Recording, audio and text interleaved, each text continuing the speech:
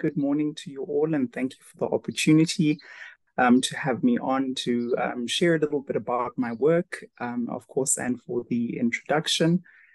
I do want to just mention that it was cascading right to my most relevant or current role, which I play within SANEDI, which is the South African Energy Efficiency Development Institute. And currently, I am fulfilling the role of a project manager within the energy efficiency program, looking after what we call energy efficiency appliance standards and labeling. And it's quite integrated with other aspects of energy efficiency. So just bringing you right up to the title head of my presentation. Yes, that looks correct. I'm going to be talking you through the importance of energy efficiency in addressing the energy crisis. So thank you once again for the opportunity. All right, so just to get us all right, so to give an introduction of the organization I represent, which is SANEDI. SANEDI is an agency of the Department of Mineral Resources and Energy, and we're established through the Energy Act to direct and monitor energy-related research, as well as to promote energy efficiency throughout the economy. And we do this through various ways within the organization, ensuring that we conduct research that informs policy decisions within the energy sector, and also engaging in facilitating the development of technologies that will help us to resolve some of the energy issues that we are currently facing. We also generate a lot of data through the energy that we conduct, and so we have a data management process that we undergo to ensure that we are sharing information and engaging the public, various stakeholders, as well as beneficiaries of the work that we do, to ensure that data and knowledge is getting out to them. Capacity building is also crucial to ensure that we are building technical skills in the industry, particularly when you talk about transition. We're speaking of introducing new faces of energy solutions each time they avail themselves. And so the sort of emerging market that we find ourselves operating in really requires an upskilling and consistent capacity building. We have a strong project management model, and so we engage in various projects that are tackling different areas of the energy landscape. And so I'm just covering energy efficiency today, but SANEDI does engage in quite a broad number of projects to cover the entire energy spectrum. We also engage in demonstration and pilot projects as part of our work, testing technology, getting information and data from our outcomes, as well as informing different opportunities for commercialization and really building industries in the sector. Of course, awareness creation becomes very important in terms of what we do, because as we develop technology, as we hone ideas, it's very important to communicate what it is that we are doing and what solutions are available to the public to assist the country in meeting its energy efficiency and energy-related goals and targets. So in terms of energy, I won't delve too deep into the concept, but I think scientifically we understand energy as the ability to do work. But what energy really is, especially for developing countries, is that it's an enabler. And so it becomes so important that we ensure that we are doing energy correctly, providing it correctly, and promoting efficiency in how it is that we generate, distribute, and use energy. I think Ms. Moleshe has done justice in her presentation. I found it so insightful, I almost forgot I was presenting today. So she's extensively touched on the integrated resource plan quite well. So I won't go too deep into this, but what I do want to point out is the envisaged energy mix that we would be looking to achieve through the integrated resource plan. Of course, we may be aware that a new integrated or an updated integrated resource plan will be launched soon. And so this just shows us that this is the energy mix that we are looking to promote going forward, and really to develop technologies within this space. The reason why I touched on energy efficiency not just being a final or end goal in terms of consumption of energy itself, but it becomes very crucial that efficiency is also considered from the source of energy. And so one of the programs we actually are delving into at Sanedi looks at cleaner coal, because we know that that's still going to be a big part of our energy mix.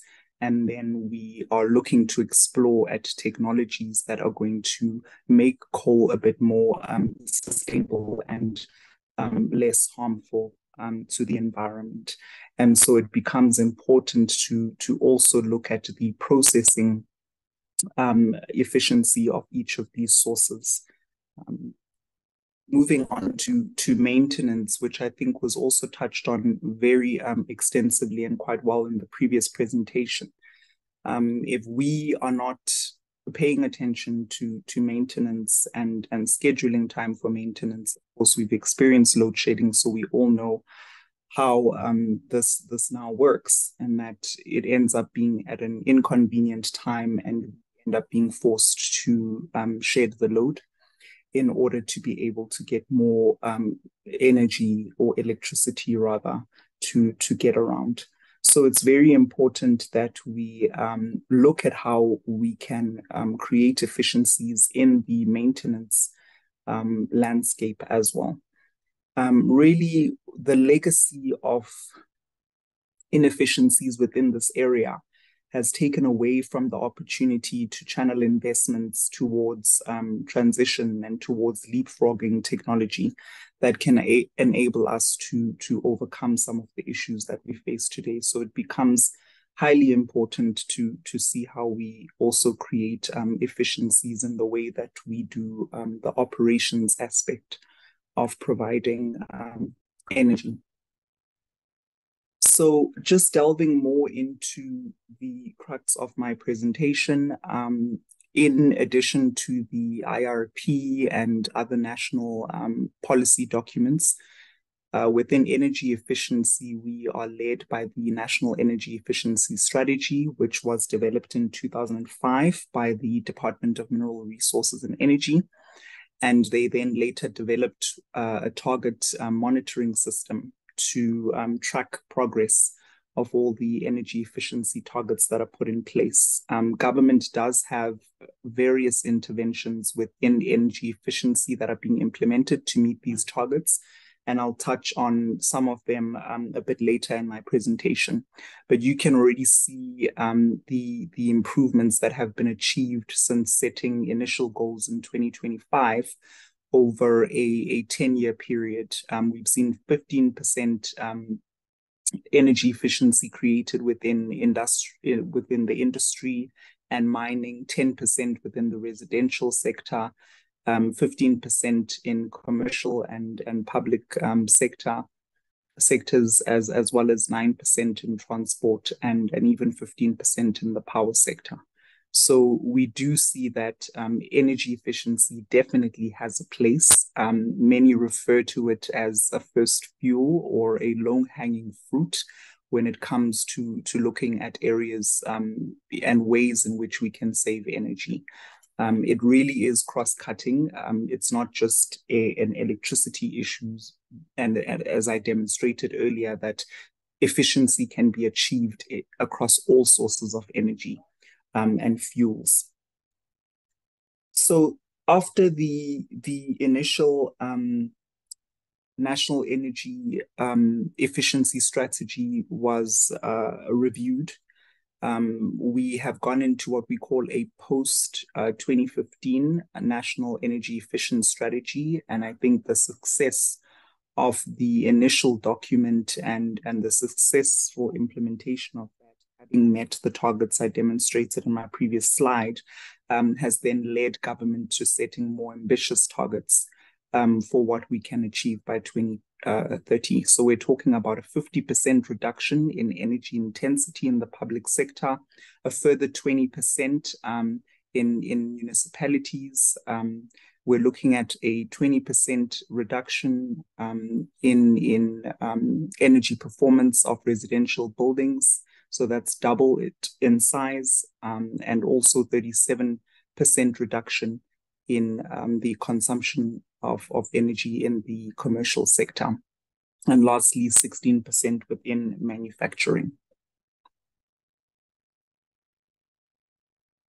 So just specifically looking at energy efficiency, I believe we understand this to mean that we are wanting to use less energy to provide the same service or the same amount of work or output.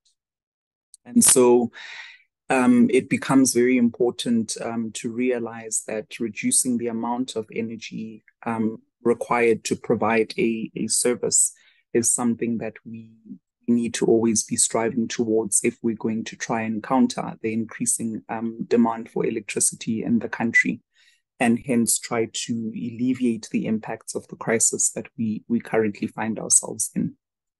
And what you see sort of the high level benefits of energy efficiency being is that it can result in moderate temperatures, low humidity, and increased air quality, uses less energy, costs less. And by cost, we mean it costs the state less, but it also costs people less.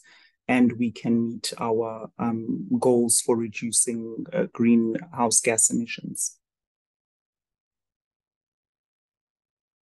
We realize in our work that energy efficiency is really a multi-layered approach that we need to take. It requires extensive behavioral change, particularly when you're introducing new energy efficiency technologies or ways of communicating with your beneficiaries, whether it be the industry, building owners, or consumers of appliances that they plug into their walls and their homes. And so it becomes very crucial that we are creating awareness on certain behaviors that will need to be facilitated as we transition. The way in which we do operations, the hardware that we need, even software, are all areas where technologies can be introduced to create greater efficiencies. Then this is just a very interesting slide that I think demonstrates potential use and even savings of energy within the home. I think sometimes we don't realize how much all these appliances that we plug in and tools that we sort of use to get on with life are actually a load on the grid. And so it's very important for us to be cognizant of how much electricity they use. This information is provided through what we call an energy efficiency label. Buildings also are starting to have energy efficiency labels, and I'll elaborate this a bit later. It becomes very key for us to pay attention to the fact that products are not made the same. And so a lot of them are made in more efficient ways or in a way that they will not be using as much electricity. And so it's important to pay attention not just to the price competitiveness of an appliance, but also its energy use. As I'm sure most of us have experienced, that when you get an appliance for your home, you can even have it up to 10. I've even spoken to people who have had appliances in their homes for 15 years. So you want to ensure that you're making an investment that is going to enable you to use electricity more efficiently. Just speaking to the previous slide, what we do at Sanedi that also contributes to ensuring that we are getting high energy performing appliances into the South African market is that we work with the national regulator to set what we call minimum energy performance standards for various electric products that are coming into the country. This is a huge import market. And so if these products are not regulated, we risk having technologies or older technologies being dumped in South Africa. And because South Africa is also a gateway into other African countries, it becomes very important that we establish the concept of setting minimum energy performance standards for electric and electronic goods. And so this assists us to also make sure that we are protecting South Africans in terms of what's available for them to consume in the market. And it also does gravely assist with ensuring that we reduce the amount of electricity that is used within our buildings. Then just another area of potential savings. I'm just going to emphasize that when we implement minimum energy performance savings, and then in addition to that, you have consumers being aware of the energy efficiency label and actually using it to make their purchases. If you have companies that are actually implementing energy efficiency interventions for their commercial buildings and so forth, we can realize quite a large amount of savings through various appliances, equipment, and tools that we use that require electricity.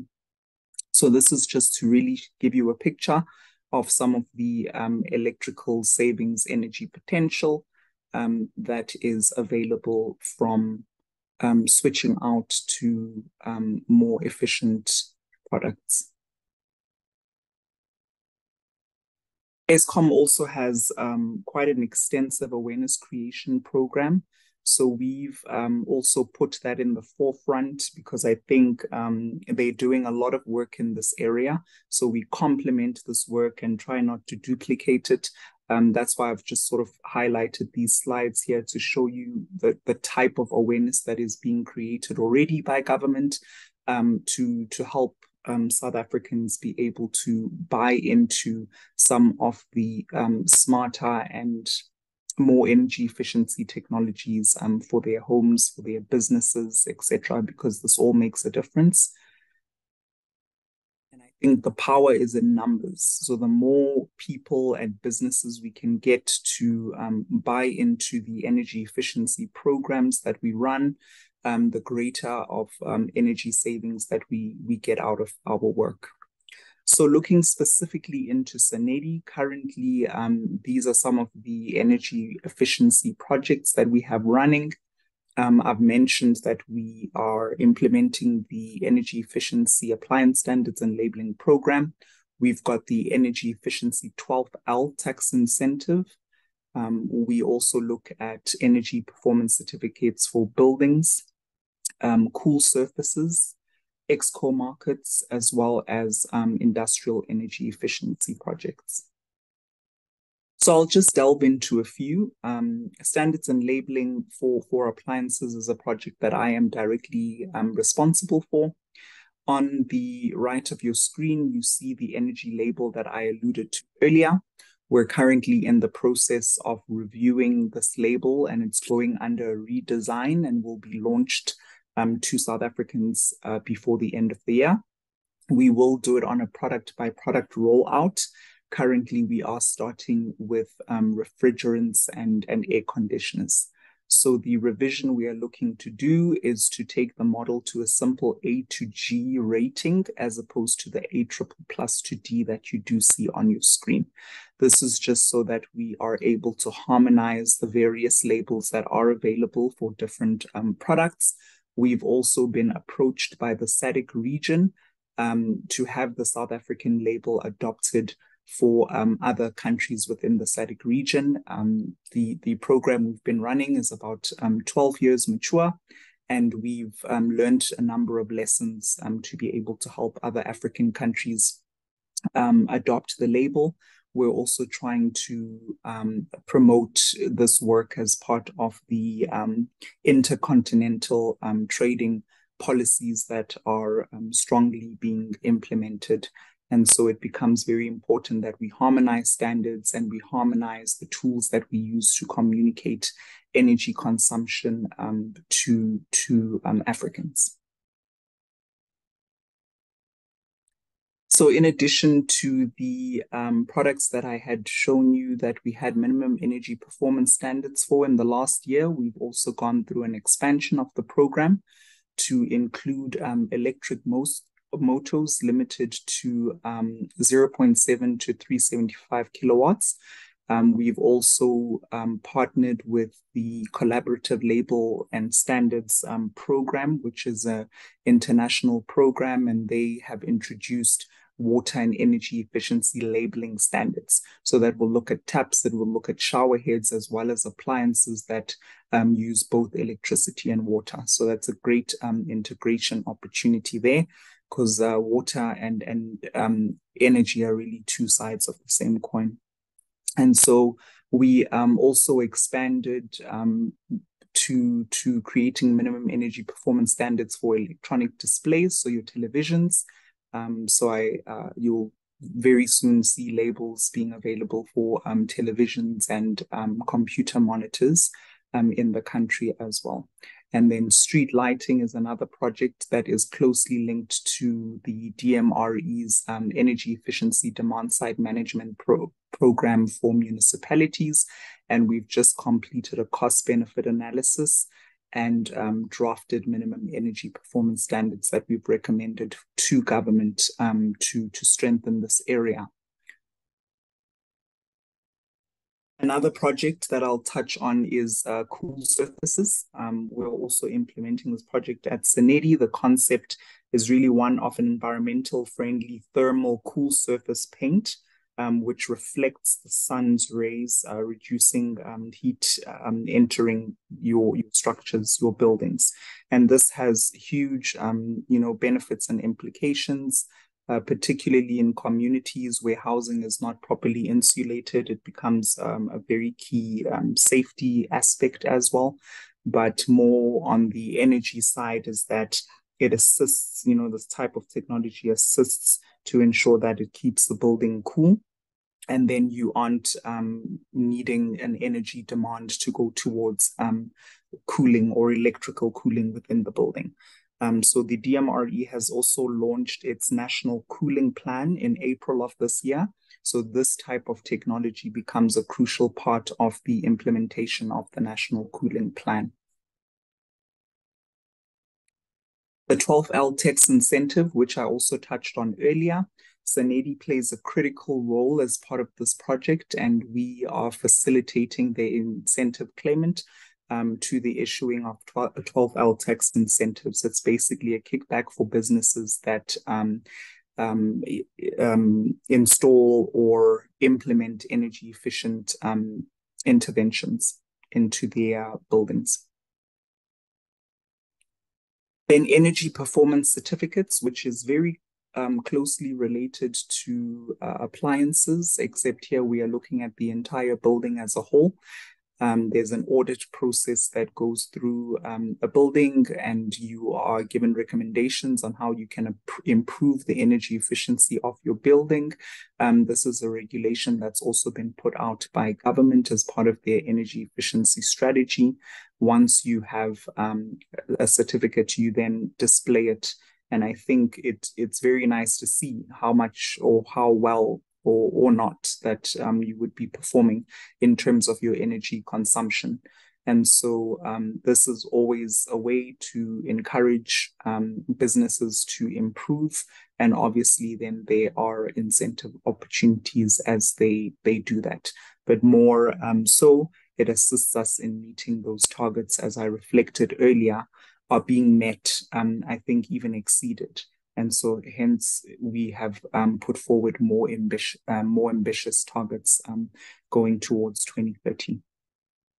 So I'll leave you all with this slide as I just to highlight that I've mentioned very few energy efficiency interventions that we currently have in the country.